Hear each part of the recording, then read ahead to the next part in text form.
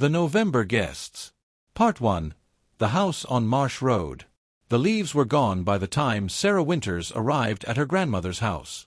November had stripped the trees bare, leaving skeletal branches scratching against a steel-gray sky. The house sat at the end of Marsh Road, a sagging Victorian with peeling paint and windows that seemed to watch her approach. Sarah hadn't been here in 15 years, not since she was 12. Not since that last Thanksgiving when Grandma Iris died.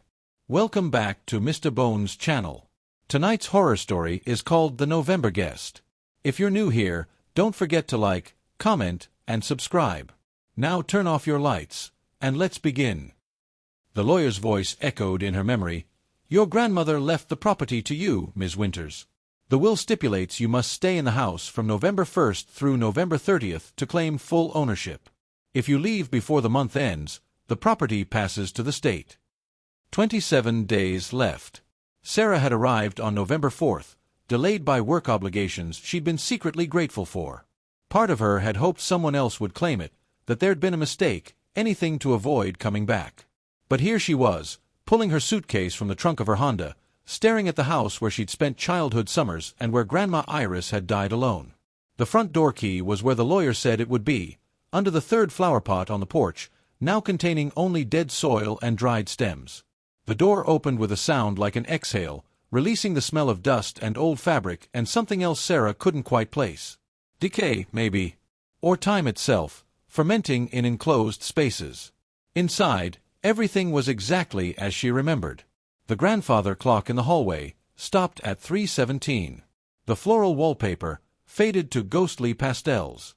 The staircase rising into shadow. Even the furniture sat in the same positions, as if no one had entered since that November day 15 years ago. Sarah set her suitcase down and walked through the first floor. Living room, dining room, kitchen. All frozen in amber. In the kitchen, she found a calendar still displaying November 2010. Thanksgiving Day was circled in red ink. The day Grandma Iris died. A sound from upstairs made her freeze. Footsteps, slow, deliberate, crossing the bedroom above. "Hello." Sarah's voice came out smaller than intended. The footsteps stopped.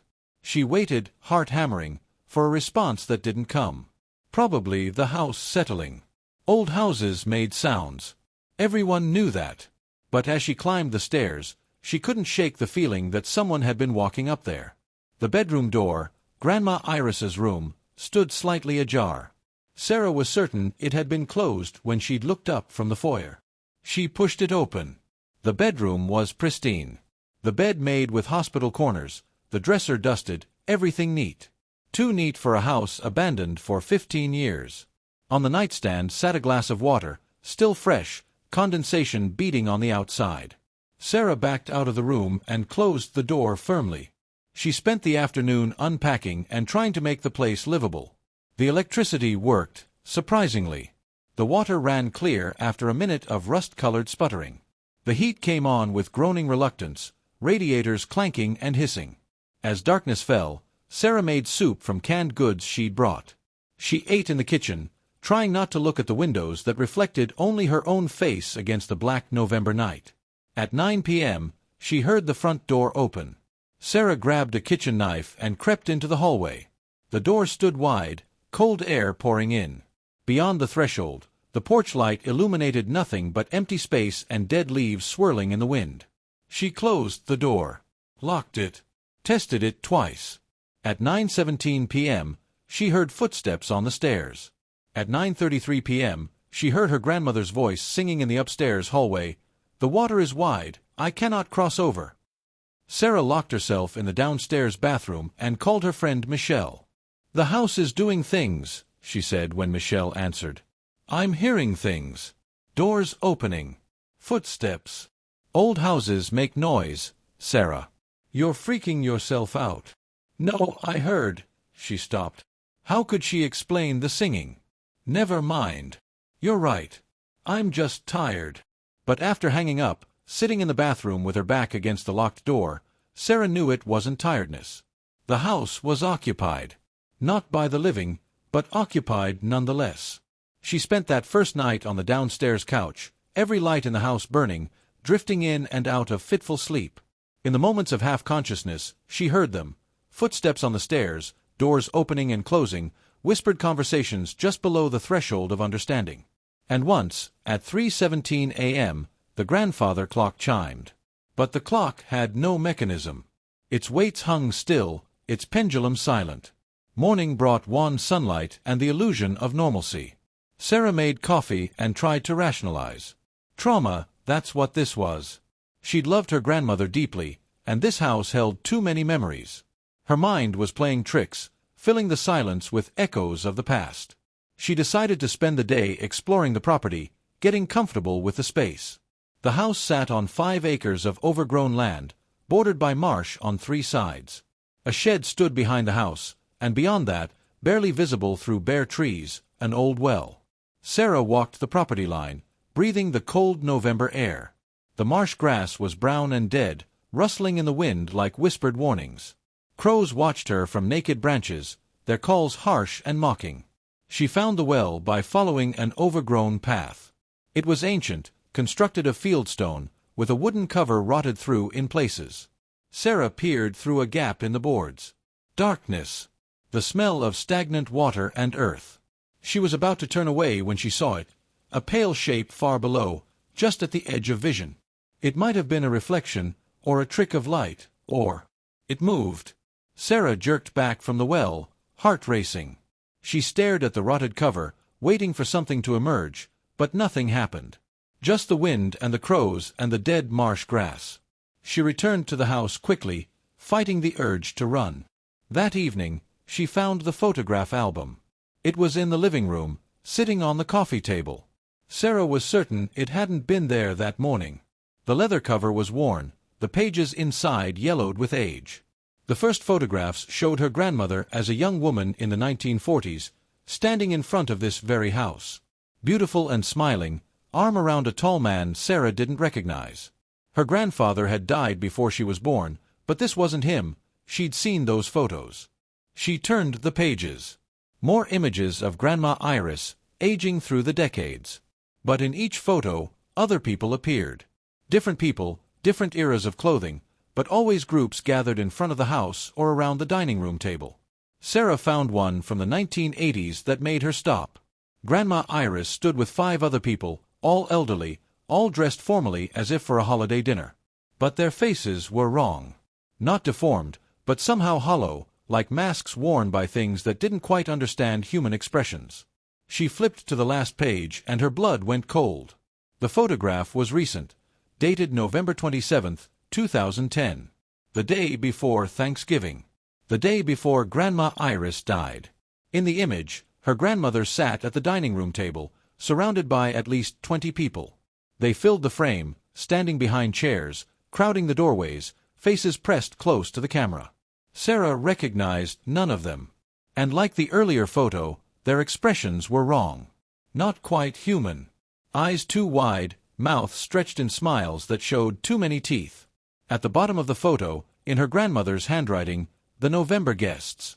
They've come again. Sarah slammed the album shut. A sound came from the dining room, chairs scraping, as if being pulled out from the table. She walked to the doorway on legs that felt like water. The dining room was empty, but the table was set for 20. Plates, glasses, silverware arranged in perfect order. And in the center of the table, a turkey on a platter, still steaming as if freshly cooked. Sarah hadn't cooked anything. She backed away slowly, and as she did, the grandfather clock began to chime. 3 strikes, though it was 7 p.m. 3:17. The time it always showed. The time Grandma Iris had died. Part 2. The 27. Sarah didn't sleep that second night. She couldn't. Every sound sent her pulse racing, the creak of floorboards, the rattle of windows, the constant sensation of being watched. At midnight, the voices started. Not whispers this time, but clear conversation from the dining room. Multiple voices, overlapping, discussing things Sarah couldn't quite hear. The clink of silverware on plates. Laughter, warm and familial. She crept to the doorway and looked. The dining room was empty. The table still set, the turkey still steaming. But the sounds continued as if a full Thanksgiving dinner was in progress, with guests she couldn't see. "Please," Sarah whispered. "Please, I don't understand." The voices stopped. In the sudden silence, one voice spoke clearly. "She doesn't remember." "Give her time," another responded. "November has just begun." Sarah fled to her car, fumbling with the keys, desperate to leave. But when she turned the ignition, nothing happened. The engine didn't even turn over. She tried again and again. Nothing. The car had worked fine that afternoon. She returned to the house because there was nowhere else to go. The temperature had dropped below freezing, and Marsh Road was 5 miles from the nearest town. She'd die of exposure before she made it. Inside, the house was warm. Too warm, as if the heat had been turned up while she was gone. The voices in the dining room had resumed. Sarah climbed the stairs to her grandmother's room. If she was going to survive this night, she needed answers. And Grandma Iris had always been meticulous, always kept records. The bedroom was exactly as she'd left it, except now the glass of water on the nightstand was empty. Sarah searched the dresser, the closet, the nightstand drawer. In the bottom drawer, beneath folded linens, she found a journal bound in cracked leather. The first entry was dated November 1st, 1965. "They came again last night. The November guests.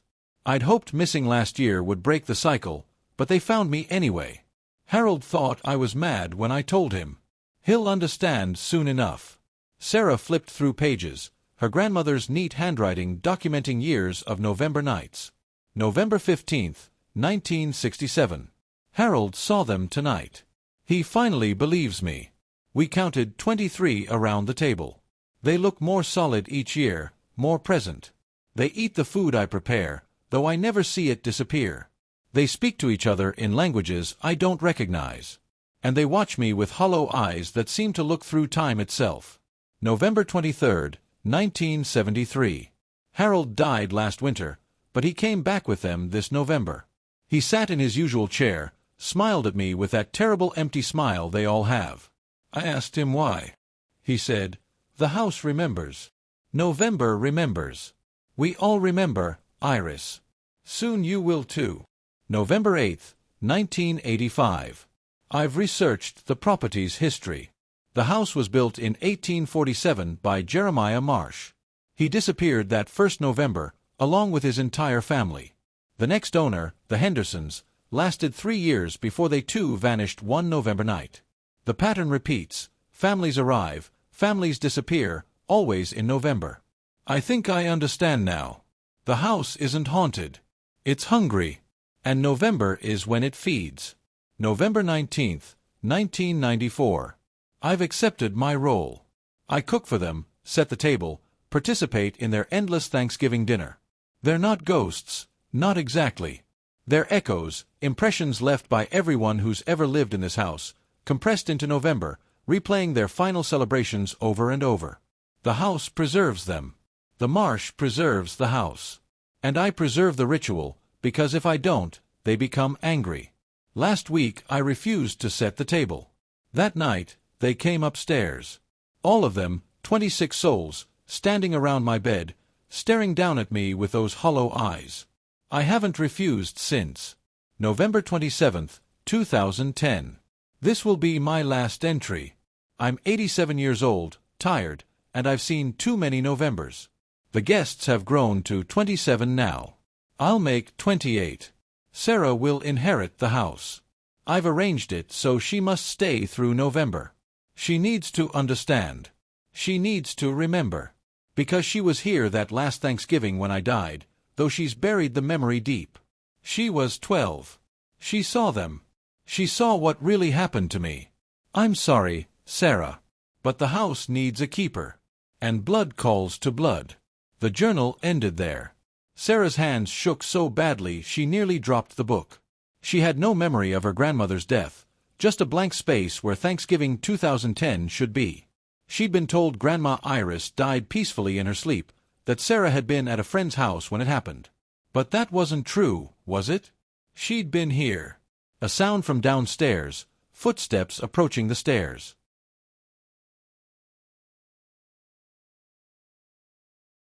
Sarah. Her grandmother's voice, clear and close. Come down, dear. Dinner's ready. You're dead, Sarah called out, voice cracking. Yes. And soon you'll understand what that means. The footsteps reached the top of the stairs. The house preserves us. November preserves us. We're all still here, everyone who's ever lived in this place. We're the November guests. Sarah stood on trembling legs. I don't want to see you. You already are seeing me. You've been seeing all of us. Every footstep, every voice, every door opening. We've been here the whole time, Sarah. You're just remembering how to perceive us. Sarah closed her eyes, but when she opened them, her grandmother stood in the doorway. She looked exactly as Sarah remembered, small and frail, white hair, kind eyes. Except those eyes were hollow, empty, like painted glass. Why am I here? Sarah whispered. Because it's your turn to keep the house. To maintain the ritual. To feed us, remember us, preserve us. Grandma Iris smiled that terrible empty smile. One keeper per generation. I served for 60 years. Now it's your turn. No. You don't have a choice. The house chose you long ago. Why do you think you were here that last Thanksgiving? I was preparing you, introducing you to your future. The old woman moved closer. You watched me die, Sarah. You were sitting right here in this room when my heart stopped.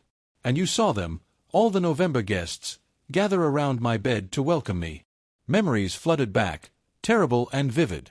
Sarah as a child, sitting in this very room, watching her grandmother's final breaths. And the others, materializing from shadows, dozens of transparent figures crowding the bedroom, reaching for Grandma Iris with hollow hands, pulling her into their midst. Sarah had run. Run downstairs, out of the house, into the November night. She'd blocked it all out, refused to remember. The car won't start because you're not meant to leave, Grandma Iris continued. The town is too far to walk in November cold. And even if you made it, you'd come back. The house calls to its keepers. We all tried to leave once. We all came back. What happens if I refuse? If I just don't participate? Her grandmother's smile faded. Then November becomes difficult. The guests become restless. And restless guests do terrible things to make the keeper comply. As if on cue, the sound from downstairs changed. The gentle conversation became agitated, angry. Chairs scraped. Glass shattered. They're patient, but not infinitely so, Grandma Iris said. Come downstairs, Sarah. Meet them properly. Learn their names. They were people once, just like you. Just like me. And if I serve them, play keeper for the month. Then on December 1st, you're free to go. The house releases you until next November. You can live your life 11 months out of the year. It's not so terrible. The old woman's hollow eyes held something like pity. We all found ways to cope. I had my gardens, my books. You'll find your own peace. For how long? How many years? Until you die. Then you join us, and the house claims the next keeper. Grandma Iris extended her hand. Come. They're waiting. And trust me, dear, you don't want to keep them waiting. Part 3. The Feast. Sarah descended the stairs in a fugue state, her grandmother's translucent form leading the way. The sounds from the dining room had grown louder, not angry now, but expectant. Eager. Before we go in, Grandma Iris said, pausing at the dining room doorway, you should understand what you're seeing. They're not solid, not really. They're impressions, echoes, memories made manifest. The house recorded them like a photograph record's light. November is when the exposure is clearest. Why November? Because November is a threshold month. The death of the year, the gathering before winter. Thanksgiving, it's always been about gathering, hasn't it? Bringing family together. The house amplifies that energy, uses it to maintain the echoes. Her grandmother smiled that hollow smile. We're all family here, Sarah. One great family of the forgotten. She opened the door. The dining room was crowded with people. They sat at the table, stood against the walls, filled every available space. Sarah counted quickly, 27 figures, just as the journal had said. All translucent, all hollow-eyed, all wearing clothes from different eras. A woman in a Victorian dress. A man in 1920s work clothes. Children in 1950s outfits. Her grandmother's husband Harold in his favorite cardigan. And they all turned to look at her. "Everyone," Grandma Iris announced. "This is Sarah. My granddaughter. The new keeper." The room erupted in applause. Not threatening, but genuinely welcoming, as if Sarah were the guest of honor at a celebration. "Sit, sit." A jovial man with mutton chops gestured to an empty chair. "We've been waiting years for a new keeper. Iris has earned her rest." Sarah moved woodenly to the chair. The moment she sat, the November guests resumed their activities. Conversations rekindled, silverware clinked, food was passed around the table though the plates never emptied or filled. The man with mutton chops, his form flickering like a candle flame, leaned toward her. "Jeremiah Marsh, at your service. Built this house in 1847. Lasted one November before I understood what I'd built upon." "Built upon." "The marsh, child. It's old. Older than human memory. The ground here doesn't forget. It preserves. Holds on to things, memories, emotions, souls." He gestured around the table. "We're all preserved here, held in November, the month when the veil is thinnest and the marsh's grip strongest." A woman across the table spoke up, her 1960s dress shimmering. "I'm Caroline. Lived here with my husband and 3 children. We were so happy that first year. Then November came." Her hollow eyes glistened with something like tears. "My youngest, Timothy, he saw them first. Started setting extra places at the table for the visitors. We thought he was imagining things.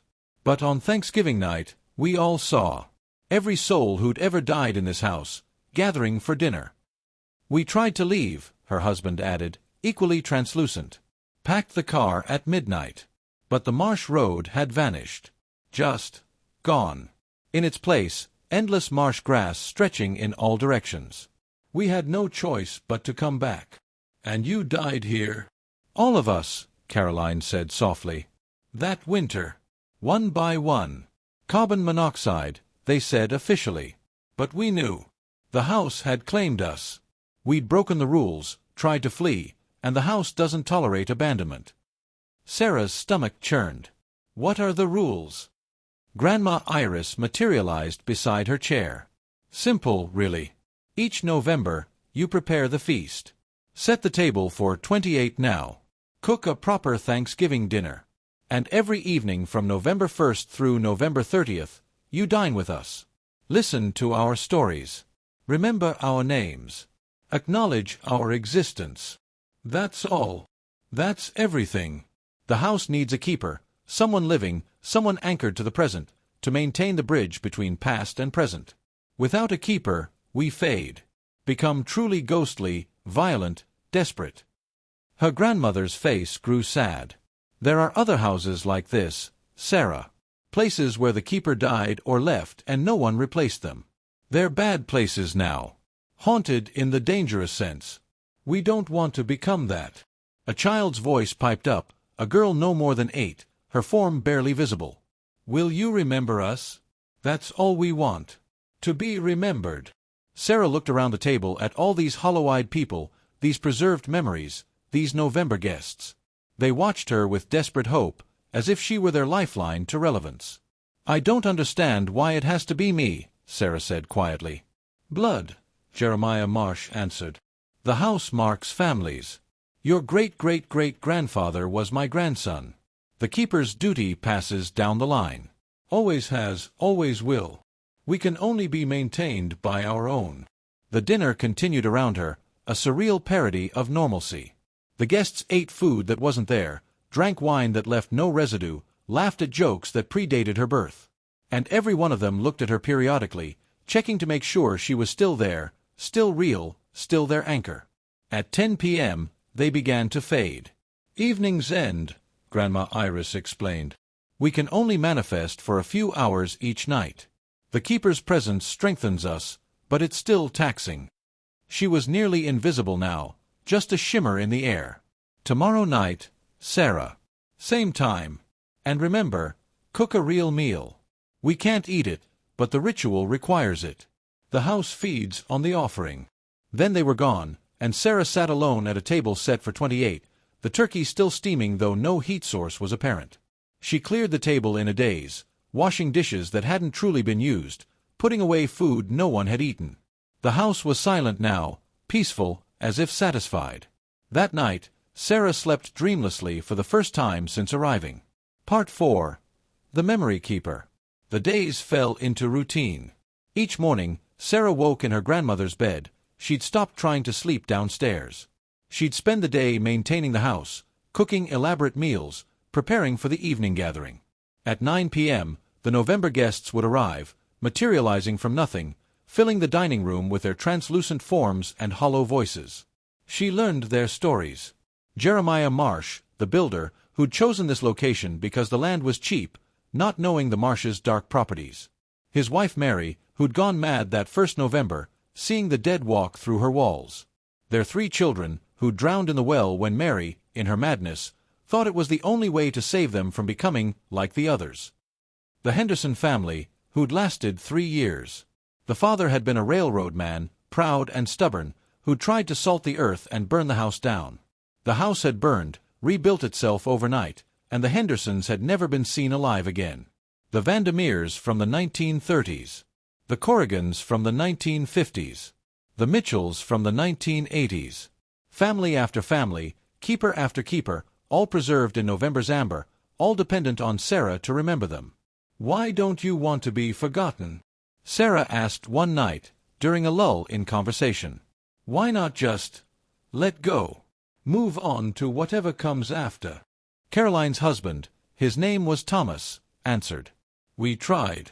In the early years, we fought against the house's grip. Tried to dissolve, fade away, find whatever afterlife awaits. But the house won't let us. The marsh preserves us whether we want it or not." "Think of it like a recording," Jeremiah added. "A gramophone playing the same song endlessly. We're the song, Sarah. The house is the gramophone. And you're the one who wins the crank, keeps us playing, keeps us from devolving into meaningless noise. What happens if I leave? If I just walk away?" The table fell silent. Even the children stopped their translucent games in the corner. Finally, Grandma Iris spoke. "You can't walk away. Not really. The house will find ways to keep you here. And if you somehow managed to leave permanently—" She gestured around the table. "We'd become vengeful. Not by choice, but by nature. Abandoned memories turn sour, Sarah. They rot. We'd become the very thing we're trying not to be. You'd haunt me. We'd haunt the world. A house full of resentful dead? We'd spread like a disease, infecting other places, other people. It's happened before, in other locations where the compact was broken. The keeper's duty isn't just to us, it's to everyone. We're contained here, harmless, as long as we're maintained." Sarah wanted to argue, to rage against the unfairness. She hadn't asked for this burden. Hadn't chosen to be born into a family marked by some ancient Marsh's hunger. But looking at the faces around the table, children who'd died too young, families torn apart, people who'd done nothing worse than live in the wrong house, she felt her anger deflate. They were victims too. All of them. "Tell me about your life, Sarah," the little girl, Emma was her name, asked. "What's it like out there? We only exist in November. We don't know what comes after anymore." So Sarah told them. She talked about her job teaching English, about her students and their terrible essays, about her failed marriage to Michael, the way they'd grown apart over 5 years until divorce felt inevitable, about her apartment in Portland with its view of the bridge, her cat Mr. Darcy, her best friend Michelle who called too often and worried too much. The November guests listened with rapt attention, as if her mundane life was the most fascinating story ever told. Because to them it was. Her life was proof that the world kept turning, that existence continued beyond November, beyond the Marsh's grip. "You'll go back to all that," Grandma Iris said when Sarah finished. "December 1st, you'll drive away. Live your life. We'll wait here, dormant, until next November. Every year. For the rest of your life." Sarah did the math. She was 37. If she lived as long as her grandmother, that was 50 more Novembers. 50 more years of playing host to the dead, of cooking meals for ghosts, of maintaining memories that weren't her own. "It's not forever," Thomas said gently, reading her expression. "And Sarah, it's not so bad, is it? We're good company. We don't ask much. Just dinner and conversation and someone to remember us." He was right, and that was somehow worse than if he'd been wrong. They were good company. She'd grown to like these November guests, to look forward to their stories, to enjoy the strange camaraderie of the dead. Was that so terrible? To spend 1 month a year in service to memory? Part 5, The Choice. November 27th. The anniversary of Grandma Iris's death, and Sarah's last memory of this house. That morning, Sarah woke with a plan. She'd spent 3 weeks learning the rules, understanding the compact, accepting her role. But she needed to know one more thing. Was there truly no escape? She packed a bag with essentials, dressed warmly, and at noon, when the November guests were dormant, she walked out the front door and kept walking. The marsh road stretched before her, clear and solid. She walked for an hour, following the 2-tire ruts through dead grass. The house disappeared behind her. The November air was cold but not unbearable. She was going to make it. She was going to reach town, call Michelle, have her car towed, and never come back. Let the state have the property. Let someone else be keeper. After 2 hours of walking, Sarah saw the house ahead of her. She stopped, confused. She'd been walking away from it. She'd never turned around. But there it stood, unmistakable, waiting at the end of Marsh Road. She turned and walked the other direction. An hour later, she approached the house from behind. Sarah screamed in frustration. She ran this time, sprinting through dead marsh grass, pushing through naked trees, desperate to find the property line, the main road, anything beyond this 5-acre prison. The marsh went on forever. No matter which direction she ran, she always ended up back at the house, approaching from different angles but always returning to the same point. As the sun set, she collapsed on the front porch, exhausted and crying. The door opened. Grandma Iris stood there, fully visible despite it being earlier than usual. "I told you," she said softly. "The house doesn't let go. There has to be a way out. There has to be. There is. Death. That's the only exit." Her grandmother helped her stand. "Come inside, Sarah. You'll catch your death out here, and trust me, you don't want to die in November. You'll just join us at the table." Sarah let herself be led inside. The house was warm, welcoming, in direct contrast to the horror of her situation. "I won't do this for 50 years, Sarah said. "I can't." "You can. Because the alternative is worse." Grandma Iris guided her to the living room, sat her down on the couch. "Let me tell you what happens to keepers who refuse. I've seen it, in the memories this house preserves. There was a keeper in 1923, a young man named Robert. He fought the compact, refused to cook, refused to set the table, refused to acknowledge the November guests. For 2 weeks he held out. Then the guests turned aggressive. They became poltergeists, violent and unpredictable. They drove him into the marsh, into the deep water. He drowned. And he joined you?" "No. Because he died in rebellion, the house rejected him. His soul is trapped in the marsh itself, unable to manifest, unable to fade, just screaming in the mud for eternity. We can hear him sometimes, when the wind blows right."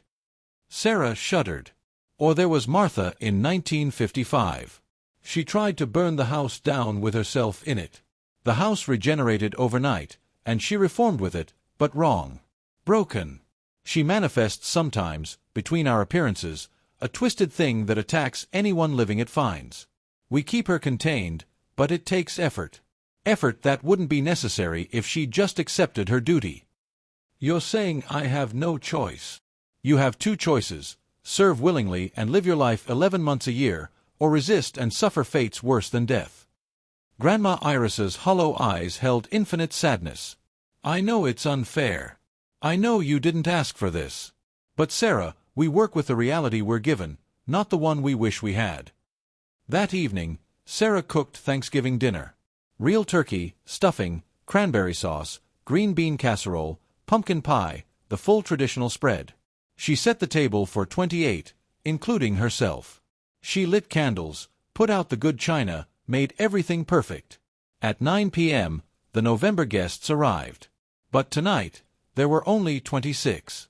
Sarah counted 3 times, confused. Jeremiah, Mary and their children. The Hendersons. The Vandermeers. The Corrigans. The Mitchells.